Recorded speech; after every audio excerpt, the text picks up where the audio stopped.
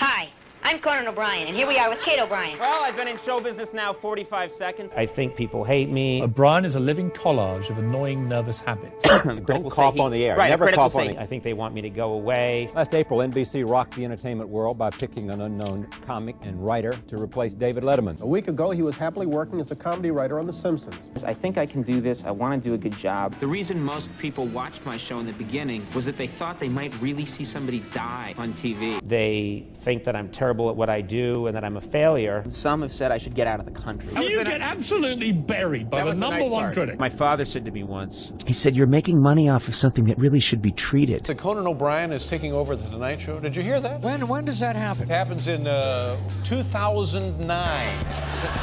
Conan O'Brien, the newly installed host of The Tonight Show, quit after the network announced it was going to push The Tonight Show into tomorrow. Well, you did get screwed. You think I got screwed? Well, I think most people think you got screwed. I mean, Jay Leno thinks you got screwed. Who wouldn't take that job, though? Who wouldn't do that? By 2001, after years of struggling, I'm waiting for a phone call any second that I've been canceled. We're reading in the paper that you're going to get fired. It's not going to happen. Harsh criticism. I just got destroyed in the press. And tremendous pressure. I was on 3-month contract. Late Night with Conan O'Brien is dominating its time slot, and Conan has become a valuable asset for NBC. When his contract is nearing its end and it's time for a new one, Conan turns down Fox's $28 million and a time slot that's an hour earlier than the one he had at NBC, settling only for $8 million and his dream of hosting a show he grew up watching with his father. I was very influenced by a lot of people, but, Carson was on. He was sort of the only game in town. I remember thinking, that he made my dad laugh. I watched it with my dad. Yeah. We just both love to watch Johnny Carson. A lot of people in my family love to watch him, and my dad was a real loved late night television. My brothers and I used to, when we were young, we would stay up late and we'd watch SCTV, and we'd play with the antenna, and we'd try and it was bounced off a station in New York, and we could just barely get it in. And we would watch it and just love it, and we were just comedy enthusiasts. Take me back to the first moment you made somebody laugh. My mother claims that as an infant, I had mashed up some food in my high chair and was throwing it around and laughing, and it was making my mother laugh, and that her brother, my uncle, said, don't laugh, it's going to make him think he's a comedian or something. I think it always starts with the family. It starts with the family. I'm from a large Irish Catholic family. I'm one of 6. That's a lot. It was a kind of chaotic It's a Wonderful Life house with the things, everyone running around. Were you really Catholic? Yeah, we were hardcore Catholic growing up. I mean, Church every Sunday? My parents are, the whole 9 yards. The benchmark for me is trying to make my dad laugh or trying to make my brothers laugh. Even in 3rd grade, you did Charlie Chaplin impressions. Yeah. I'd always wanted to be a performer my whole life. I knew that it's something I really liked to do. I liked to perform. I did that. At some point, like in 5th grade, I remember 4th grade, I used to be in plays all the time. It's kind of, it sounds weird now, but I constantly wrote plays and bugged my school to let me put them on. How old? And I would star in them. I was like 9. And you performed it? And then we performed it, and I remembered insisting that it have the whole play was only about 15 minutes long. But I had been to one play in New York, and I had known that they had an intermission that lasted 25 minutes. So I insisted on a 25-minute intermission 7 minutes into our 15-minute show. And the teachers were so pissed at me. They were afterwards. I was like, well, that was quite a show, wasn't it? What the fuck? It stopped. And I had a out-of-time fascination with movies from the 30s and 40s because they were shown a lot here in Boston on the UHF stations. I don't know if anyone remember, but in the days before cable, there was the ABC affiliate, the NBC affiliate, the CBS affiliate, and then Channel 56 and Channel 38. All their programming is showing old movies. That's what I watched. I grew up on old movies, and it was lost on me that these were made 50 years ago. And so I would watch these movies, like old gangster movies, love those, Angels with Dirty Faces and Humphrey Bogart films. It's like Yankee Doodle Dandy, where Jimmy Cagney's talking real fast, and he's dancing, and he's singing, and I would say, that's what you need to know to be an entertainer. So I marched up to my parents, and I said, I need to know how to tap dance. Of course, it's the 1970s. Like an idiot, I don't understand that there's been a huge cultural movement. I'm even talking like Jimmy Cagney. I'm like, now see here, you. And I said, I need to learn how to be a tap dancer. They thought all kinds of things, but they said, okay. They called all around, and they found this guy, Stanley Brown, who had been the protege of Bilbo Jangles Robinson, and he worked out of this dilapidated studio Everyone there was a jazz dancer. I was the only white kid there. Everyone was black, and then this white kid with orange hair would show up with tap shoes under his arm. But finding himself far away from the place where his dreams could come true made little Conan give up on his dream. Then, a few years later, I thought, I'm in Boston. And at the time, TV or show business could not have felt further away. This is never going to happen. I'm from Brookline, Massachusetts. You can't be in show business. I didn't know anybody in show business. I'm not going to be in show business. This is a ridiculous dream. But no one in your family was in that business? No one had ever been in entertainment in my entire history of my family. Your mom's a lawyer, right? Yeah, and Dad's a doctor and a professor? No, they're talk show hosts, actually. My dad's a doctor, my mom's a lawyer. My father, he's a microbiologist, infectious disease scientist, and my mother is a brilliant woman and was a lawyer for a big law firm. Really, when you think about it, my family is kind of, in many ways, it's the Irish Catholic dream, because my mother's father was a directed traffic in Worcester, Massachusetts. He was a traffic cop. My father's father worked at a bank, but neither of them had been to college. And then my father, on full scholarship, goes to Harvard Medical School. And my mother went to Yale Law School and was one of the first women to go to Yale Law School. So I come from that background. And I just thought my job was to buckle down and be serious. So I was always fighting this nature and thinking, you can't do that for a living, you have to be serious. So I worked hard. I was not the class clown. I was funny for my friends, but quiet in the classroom. And I worked really hard, and I was kind of grim. And I have to say, I didn't really enjoy my childhood. And I always took things very seriously, got very down on myself, and went into kind of a dark place. I just thought comedy was something you did for your friends. Even though he gave up on his dream of becoming a performer, from an early age, Conan was gifted at writing. You were a very successful writer, even as a high school student. You won a national prize for writing. I could write, yeah. Writing I was very good at, and something that came naturally to me, I would say, and something that I enjoyed, and I enjoyed writing funny things. After high school, Conan joined Harvard. The young Conan seemed to be following in his father's footsteps when he entered Harvard. When I came to Harvard, I was insecure. I had some insecurities. I worked very hard in high school. That's the dirty little secret about me, is I was not I was always a very hard-working student. I come from a public school system and wanted to go to a good school and worked really hard to go to a good school. And then when I got there, immediately had the fear that a lot of people have, which is, I don't belong here. These other people know a lot more than I do. They're smarter. I'm the fake. I'm the phony. I knew that I wanted to do something, and I was ambitious, but I didn't quite know what that was. And within days of getting to Harvard, my roommate, John O'Connor, said, I'm going to the Harvard Lampoon. It's the college humor magazine. Many people thought I chose Harvard because of the Lampoon. I really didn't know much about the Lampoon, but I went along, and the rest of it just happened. It was like falling off a log and discovering what it is that I was meant to do. I loved it. I absolutely loved it. I got addicted. I slept there. I lived there.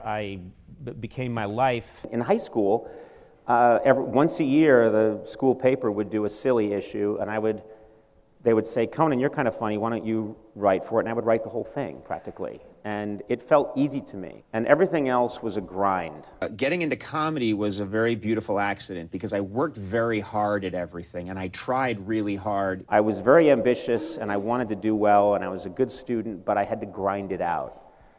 It wasn't a natural pursuit of knowledge. I wasn't loving studying for my math test. I was afraid, and I was memorizing, and it felt very white-knuckled. I got to the Lampoon when I was 18. And I felt like my eyes had been opened for the first time. I had always been interested in comedy, but now I had an organization. And started working very hard, and I realized right away, this is what I want to do with my life. When you're 18, 22-year-olds are adults, and there were these 21 and 22-year-olds at the Lampoon that said, you're funny, and you have something, and that was a religious moment for me. I had never valued being funny that much. I just thought, oh, that's something I do with my friends. And then suddenly I saw that it has some cachet in the real world, and that these older students, they're grown adults, and they're taking comedy seriously, and some of them are going on and to work in it professionally, and they seem to think I'm funny. And I realized here are these other people who are intelligent, they're my peers, and And they're taking this very seriously. They're taking comedy seriously, and maybe I should too. Harvard Lampoon would be where Conan's love for comedy, his dream of becoming a performer, and his natural talent for writing came together, clearly laying out his future path. What's it about the Lampoon that makes it a training ground for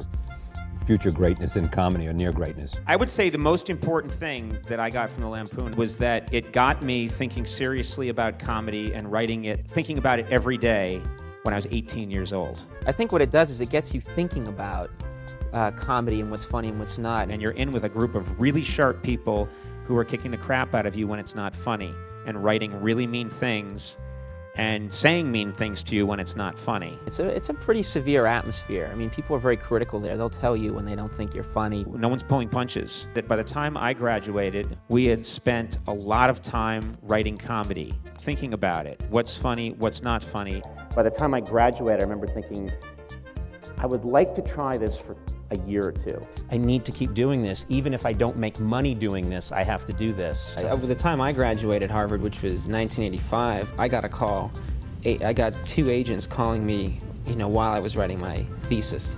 My writing partner, Greg Daniels, he and I decided to, as we were graduating, hey, let's try this, let's try it together. So we got a job almost immediately. I got a 3-week contract at a small cable show. Conan and his friends started working on the HBO sketch comedy show, Not Necessarily the News. We took a crappy flight. We had no money. It delivered us at a horrible time, early in the morning to Los Angeles. I got a $380 a month apartment, terrible dump. Greg and I bought I think $600 car at the airport. A 1977 Isuzu Opal, a car Isuzu only manufactured for a year because they found out that technically it's not a car. We got mattresses from the street vendor. A street vendor. We got our mattresses. We slept on mattresses. Was there a period where your father was like, "What are you doing?" My dad, to their credit, my parents were very much people that believed you got to do what makes you happy. So when I told them I was going to try, I think they thought, all right, well, let's see how this goes. Even though his career was looking like it was on the right path, Conan wasn't comfortable with this job. But you go and work on a show for a year, and you must be thinking, I'm a Harvard graduate, I've got on a show, life is beautiful. I'd love to pretend that's what I thought, but I never feel that way. Anyone who knows me will tell you, I never think, we're in good shape now. There is an incredible amount of stress in my life writing comedy. We were scared and nervous a lot of the time that our job would end. You gave yourself shingles. I gave myself shingles in my eye. It's a stress-induced, usually virus, and I got it in my eye, stumbled to Cedars-Sinai by myself, and they thought that I had been in a motorcycle accident because half my face was all, and it was just literally through the stress of. So I worked at that show for, about a year or so, when one day they told me they were letting me go. I was fired. I hadn't saved any money, so I tried to get another job in television as best I could, and I couldn't find one. When you don't have a job in Los Angeles, there's something about it that's more profoundly depressing. And I was sitting in a Dupar's coffee shop at like 11:30 in the morning and trying to make my breakfast last as long as possible because I had nowhere to go. I mean, when it's great, it's the best place to be in the world. When it goes wrong, it's the most lonely place on earth. I'm looking out at like Olympic Boulevard, and I've got the LA Times, and I'm petrified. In this town, when you walk on a sidewalk, you're perceived as a failure. You can walk on 3 blocks in this town, and people will pass you who know you and say, that's too bad, what happened to Conan? Because cars are just whizzing by, and all I'm thinking about is, everybody else has a place to be, and I don't, and did this not work, and what if this doesn't work? With his dream on hold and uncertainty ahead, he still had to earn a living. Couldn't find any job in television. So with nowhere else to turn, true story, I went to a temp agency and I filled out a questionnaire. And I made damn sure that they knew I had been to Harvard, that I had written this thesis, and that I expected the very best treatment. And so the next day I was sent to the Santa Monica branch of Wilson's House of Suede and Leather. Now, when you have a Harvard degree, and you're working at Wilson's House of Suede and Leather, you are haunted by the ghostly images of your classmates who chose graduate school. I tried a lot of things during this period, acting in corporate infomercials, serving drinks in a non-equity theater. And I was the male secretary to a very attractive woman, and it was like the plot of any porn. I even took a job entertaining at a 7-year-old's birthday party. And you're sitting there thinking, how did a Harvard graduate end up here? Yeah. Though I had those thoughts many times. In desperate need of work, I put together some sketches and scored a job at the fledgling Fox network as a writer and performer for a brand new show called The Wilton North Report. Life is a ladder. An extension or a step ladder? It's a ladder, guys. It's a struggle. I was finally on a network and really excited. The producer told me the show was going to revolutionize television, and in a way it did. The show was so hated and did so badly that when 4 weeks later news of its cancellation was announced to the Fox affiliates, they burst into spontaneous applause. But his next job would be the biggest opportunity of his writing career. You then get a big break, Saturday Night Live. I had submitted, along with my writing partner, a batch of sketches to Saturday Night Live, and after a year and a half, they read it, and they gave us a 2-week tryout. What are your best memories of it? What were the high points? You know, most people think, oh my God, you were there when U2 played, you were there when, iconic rock bands playing. But, people always expect that would be the memory that you would remember, that you would think of most. Right. But I still think read-throughs, those are the memories that are with me the most because they contain PTSD, the good and the bad. And so if you have a sketch that's killing at read-through,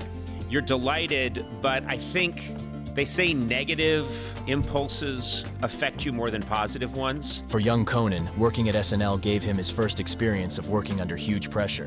What did you think about that 6 hours Tuesday evening that was those are the dark times. It would get very, very... Like, I got nothing, nothing's happening. I got nothing, and I shouldn't be doing this for a living, and I'm seriously, not every week, every Tuesday night that I was writing, but I'd say at least 50% of them I'd have a profound collapse. When the joke of the whole 10-minute sketch, which you've worked all week on, is revealed in the first minute and the audience doesn't like it, the machine has to just keep rolling, and that's often humiliating. Have you noticed that if you go down the hall and bury your head and there's something where you can't hear the lack of laughter, it helps at times like that? Well, actually, the thing that you do most commonly is when your sketch is really falling apart is you stand there and watch the monitor and laugh like, it's dying, I find this amusing too.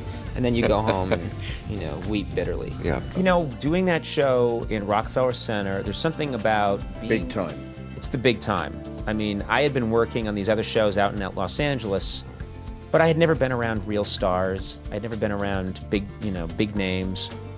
You show up at Saturday Night Live, and 2 hours after showing up, they put you in a room with Steve Martin. Writing for star performers on Saturday Night Live may have seemed about as good as it could get for Conan.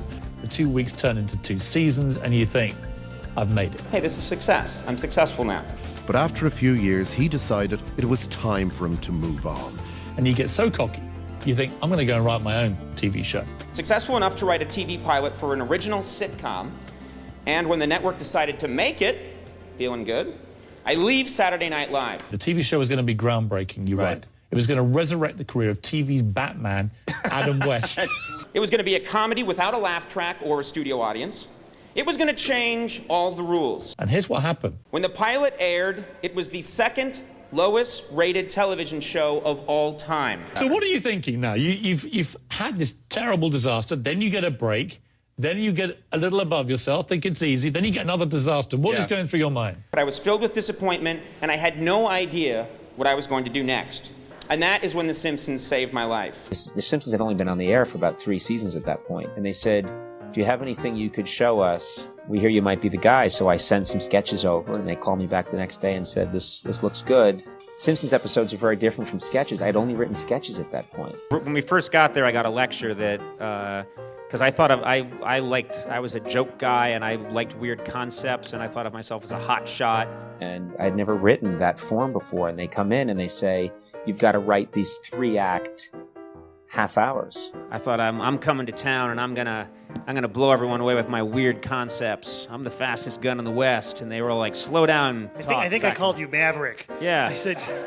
But I learned how to do it. During his time at The Simpsons, he wrote what many consider to be the funniest episode of all time, titled Marge versus the Monorail. I loved it. I absolutely loved it. And what's nice is that those episodes are out. They're always bouncing around. I've been on doing a late night show for 20 years now, and I can be anywhere in the world, and I'll be walking along some city at night.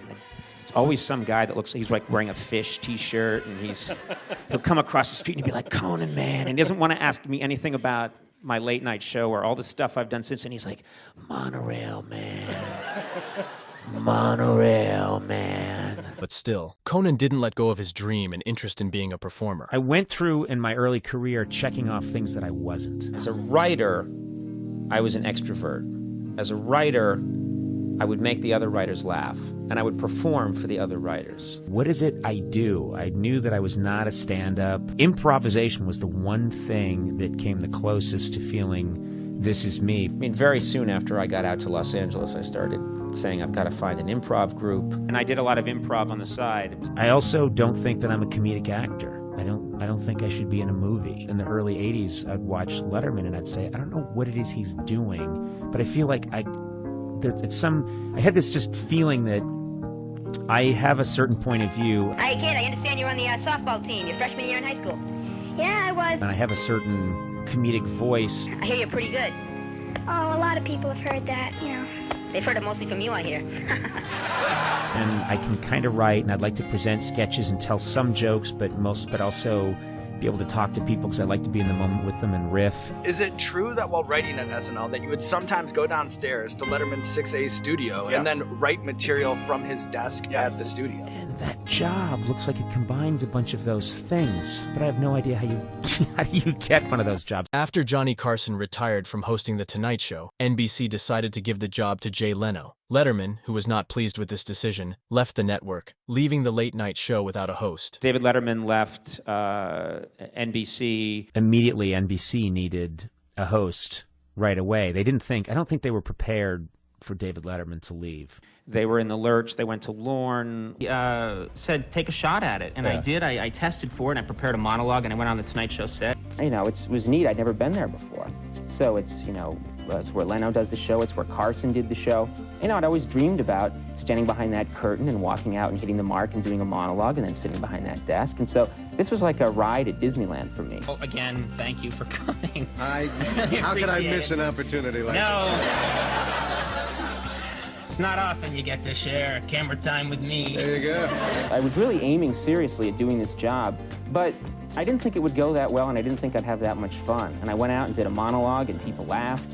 And I thought, well, that's all right. And I think I was so loose in my audition because I thought I didn't really have any chance of getting it. And I had a really great audition. And I thought, you know, they pay people to do this. This is great, you know. God, I'd love to do this. I hope I get to do this. If that's all I ever get, it was a lot of fun. I had a good time. Thank you very much. On April 26, 1993, NBC made the announcement. NBC announced David Letterman's replacement to host the network's late night show. Conan O'Brien, actually. NBC hopes to turn this relatively little-known writer-comedian into a household word. Ladies and gentlemen, in August, our first guest will take over as host of this very program. And the entire United States said, who is this? What's a Conan? Who is this person? Seriously. I was like eating a big sandwich, and they called me on the phone and said, I had this job. This is seriously true. And I'm thrilled. Yeah. I mean, it's something I've wanted to do all my life. He's there with Jay Leno on the left. He's Conan O'Brien, a comedy writer. Or actually, I think this picture is going to be published on a milk carton. Anybody ever seen this guy before? This happened to me a week ago now. I found out that I was going to be coming doing this show, and since then, it's been incredibly strange. It has been an insane week. I'm now acquainted with every bad picture of me ever taken. They went into my past and literally got like awful pictures from the DMV. I walk down the street now and I get recognized. Oh, People that's are like, hey, look, it's that guy who doesn't deserve a show. So this, finally, was undeniably it. The truly life-altering break that I'd always dreamed of. And I went to work. I gathered all my funny friends and poured all my years of comedy experience into building the show over the summer. I gathered the talent, figured out the sensibility, found Max, found Andy, found my people. You debuted on September the 13th, 1993. It's Late Night with Conan O'Brien. But the reaction was far more difficult than anything he had endured before. And I just got destroyed in the press. And that was when the most respected and widely read television critic, Tom Shales, wrote in the Washington Post. It was a brutal takedown. Quotes, O'Brien is a living collage of annoying, nervous habits. He giggles and titters, jiggles about, and fiddles with his cuffs. He has dark, beady little eyes like a rabbit. He's one of the whitest white men ever. O'Brien is a switch on the guest who won't leave. He's the host who should never have come.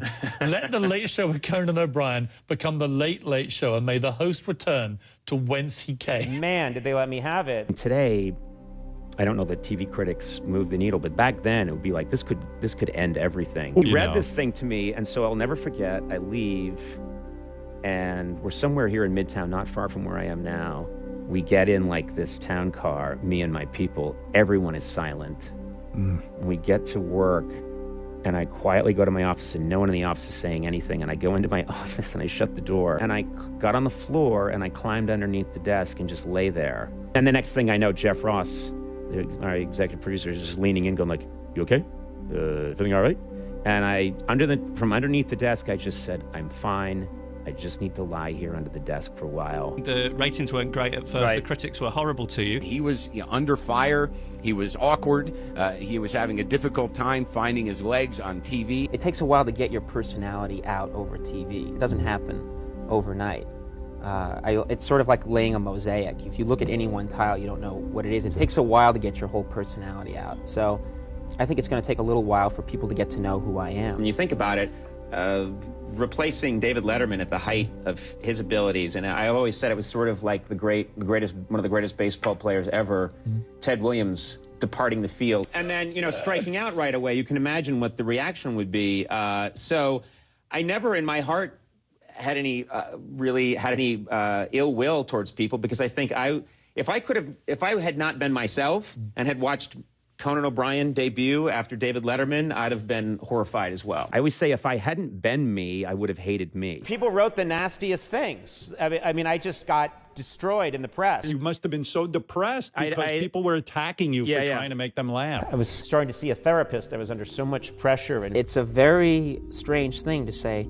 What we'd like you to do is go out there and just be yourself, completely uninhibited, on a set, in front of cameras, 200 people in the audience, and we'll critique you every night, and critics will watch for when you rub your fingers together or touch your nose or anything like that. And so I went in to see the therapist, and I lay down, and I said, "I think people hate me. I think they want me to go away." And the therapist said, "Listen, these are voices we all have, and these are voices that recur, and it's just a voice, it's not real." And I said, "You ass, it's the cover of USA Today." And I think it takes a little while to become completely unself-conscious. There are things about me that aren't perfect for TV. There are times when you can see that I'm just a little thrown, or you can see that I have that I touch my nose, or I do something like that. Those are things you can't fake. Your personality works on TV or it doesn't. Critics weren't the only source of stress for Conan. In a personal sense, a career sense, how big a risk do you think you're taking? Do you think there's any downside?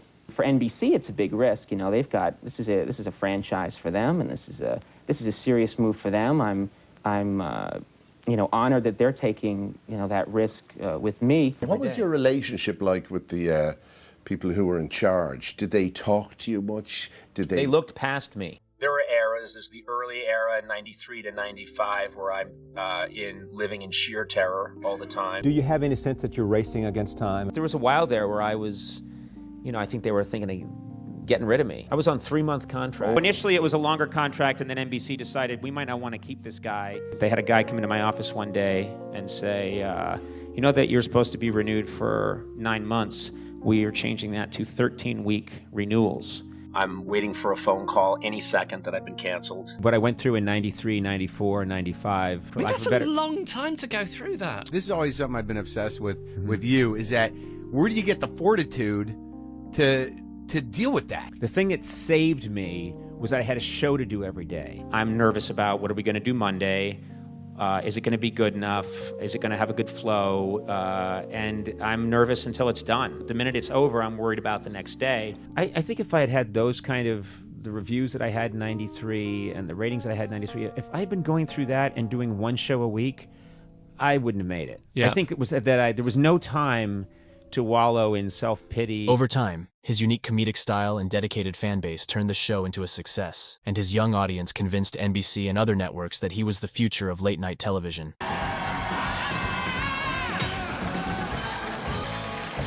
As part of a new contract negotiated with NBC in 2004, the network decided that O'Brien would take over The Tonight Show from Jay Leno in 2009. Welcome back. I want to elaborate on an announcement made earlier today. Jay Leno has decided he's stepping down after in 5 years. Jay Leno's stepping down? Yeah, it's apparently getting to him. So in 5 years, he's stepping down in 5 years. I'm going to leave the show in 2009. Okay. I think he said he couldn't take it another minute, so he's leaving in 2009. 5 years. Yeah. How does stuff like that work? They announced it, it was this strange, clearly absurd plan that was announced, 5 years ahead of time. It's a strange thing to have this weird handover. And I'm proud to say this show has been #1. We will keep it #1. And then in 2009, I'll say, Conan, it's taken over. It's yours. So right now, here it is. Conan, it's yours. See you in 5 years, buddy. Okay. Ladies and gentlemen, welcome to The Tonight Show with Conan O'Brien. Thank you. Only 3 months after handing over The Tonight Show, Jay Leno debuted his own talk show, which aired at 10 p.m. on NBC. Your agent's like, there's good news and bad news. You are doing The Tonight Show, it's true. But remember that discussion where you said, I'll never have to follow Leno again? Well, first of all, let's look at the history of Jay Leno. Jay Leno pushed Johnny Carson out of The Tonight Show. That was #1. And he did it in a merciless way. Like everybody's like, oh, I'm Jay Leno. They do the voice and everything. Meanwhile, he's the shrewdest guy. He outfoxed Johnny Carson, David Letterman. Every 10 years, some redheaded rube shows up. In the television industry, there are two types of talk show hosts: Jay Leno and those who have been victimized by Jay Leno. Is it true that you made this prediction? You told Conan that this is exactly what was going to happen? I went on Conan O'Brien's show, and I turned to him and I said, you don't really think you're getting The Tonight Show. Do you think that's really going to happen? Do you know, Jay... I think it's about a 40% chance that's going to happen. Jay Leno's a funny guy. I read the book Late Shift, where they talk about all the different late-night hosts, and it said that Jay wanted that job so bad he would hide in closets and listen into the NBC executives talking about his fate, and he wanted the job from Letterman. I don't see this guy leaving and letting you walk in. But look at the integrity of a David Letterman. David Letterman was rejected by NBC. He was told he was being passed over for the job. Did he sit there like a dog and take that from NBC? No, he did what any man would do. He got up and he moved over to CBS and took over the show. When NBC said to Jay, you know what, Conan's going to take over your job in 5 years, that's when you say, okay, fine, no hard feelings. You call ABC, you call Fox, you try to get my job, you leave. You don't, yeah, okay, but I'll be in the lobby, if you need me. Don't hang around. Jay Leno, on the other hand, seems to be the kind of showbiz animal that will not let go. Jay completely sabotaged him. By going on at 10 o'clock, they gave Jay all the best guests. Right. They took away all of Conan O'Brien's excitement and thunder. Right, and then there's also no lead-in between 10 and 11 because their audience is gone. And there was all kinds of talk about our ratings not being very good.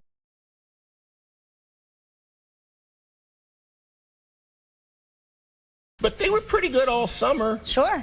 And then our lead-in changed. Right. And they weren't so good anymore. They said that for the first time in history, The Tonight Show was losing money. I don't see how that's I honestly don't see how that's possible.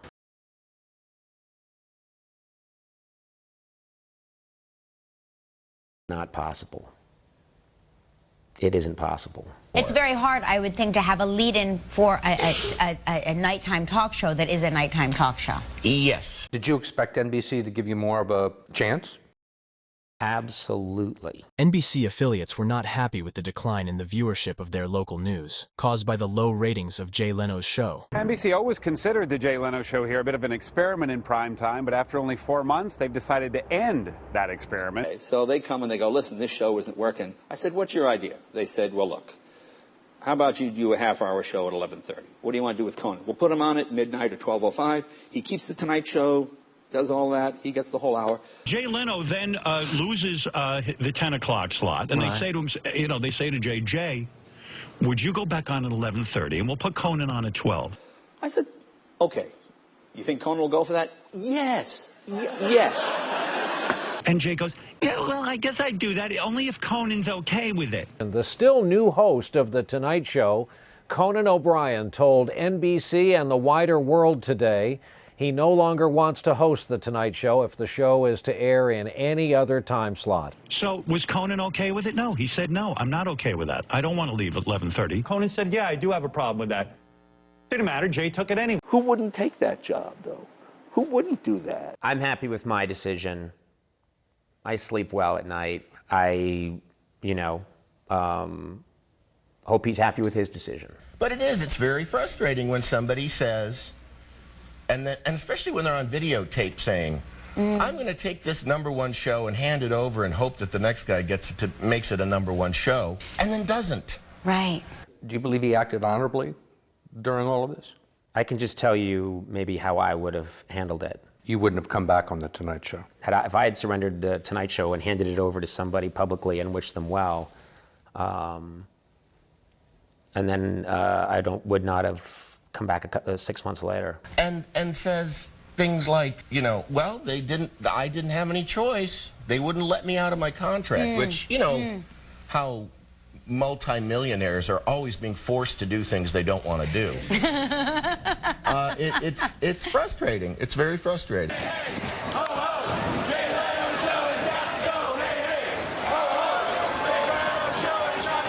What about how people rallied behind Yeah, you at great. that point? Yeah, I was stunned. I was not as savvy about the internet then, and I didn't know. I think I got all this credit. NBC, I think at the time, thought, "How is Conan doing this?" And I wasn't doing anything. I was ignorant of how it was all happening. I was delighted, but it was like this big explosion. On January 22nd, 2010, the final episode of The Tonight Show with Conan O'Brien aired. So to all the people watching, I can never, ever thank you enough for the kindness to me. I'll think about it for the rest of my life. And all I ask is one thing, and I'm asking this particularly of young people that watch. Please do not be cynical. I hate cynicism. For the record, it's my least favorite quality. It doesn't lead anywhere. I said those final words, and then I went over to the performance area, and I jammed with Will Ferrell, his very pregnant wife, who gave birth a few hours later. And then these amazing guitarists. It was this fantastic jam band, and we sang Freebird, and it was just this very silly, jubilant Viking funeral for the show. We get a minute left of this Tonight Show. Let's really have fun with it. My producer was standing off to the side, and I said, "Now, I'm not allowed to perform comedy on television or the radio, or I'm not allowed to do this or do that. Am I allowed to perform live?" And he said, "Yeah, I think so." And I said, "I think all I want to do is just put on a fake mustache and play in different rockabilly bands in nightclubs for a couple of months." So he said, "Sure, whatever. That's pathetic." He also turned this idea into a way of thanking his fans who supported him through the hard times. He decided the best therapy would be to get out of the house and back to work.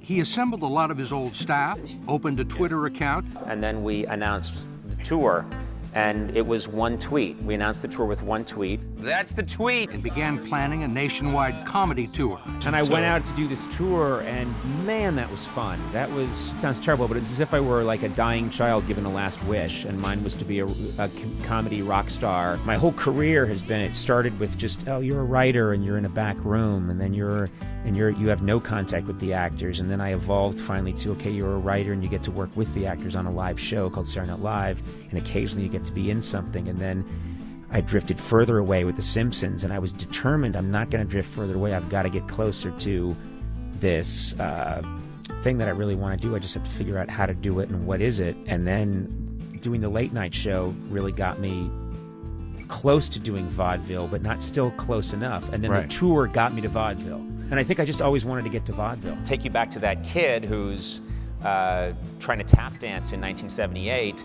I've always been out of time. I've always been trying to get back to vaudeville. I like playing old theaters. I like I like everything about it. I like coming in through the stage door. I liked thanking the crew afterwards in every city. We'd get on a bus. I'd try and sleep on a bus. I had backup singers. We're backstage. It was show business, and I loved it. After the tour, he returned to Late Night Talk Show with much more freedom. Conan finally pulled the trigger on his future, raising some eyebrows by signing on to do an 11 o'clock show for the cable channel PBS, and not with a broadcast network. Do you feel more free, more liberated? Yeah, definitely. At TBS, because it seems to me you are. When I go on your show, They let me do whatever I want. Yeah. Every other show I've done, I've inherited from someone else. And what happens when you inherit a show is you have to go through this period of sort of course correction where you have to go through a lot of effort to sort of transmogrify it into your show. So what happens with this show is this is the first time that it was a completely new show. I got to go make my own suit of clothes, and I think there's a lot of comfort there. Conan O'Brien's journey to late-night television was anything but conventional, marked by a rocky start filled with intense scrutiny and relentless pressure. Yet his resilience and unique comedic voice have cemented his legacy, and he is the receiver of the prestigious Mark Twain Prize for American Humor of 2025. I do what I do because I really do enjoy it. I think very little of this is decision.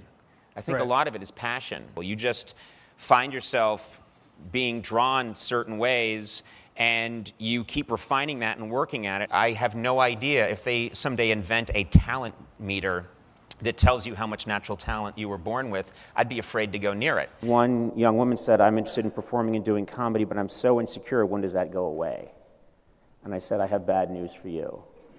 It doesn't go away. Insecurity drives every performer, and anybody who isn't nervous or a little bit insecure before they get up on stage is a bad performer. Get yourselves into situations where you don't have a choice. And I really believe that's the definition of accomplishing a lot of things in this life. I have some part of me, because I'm not a brave person. I don't even think of myself as someone who has a lot of guts. But I will get myself into situations where the house is on fire and there's only one way out, which is through the front door. And then people later on give you credit for going through the front door. And you say, well, there was really nowhere else to go. In '93, when I replaced David Letterman from Complete Obscurity, I got myself into a situation, and I was very aware that, man, this is a fucking serious situation I'm in, and the only way out was to survive it. I wouldn't trade my life for anyone else's in the world. I'm very happy. If you accept your misfortune and handle it right, your perceived failure can become a catalyst for profound reinvention.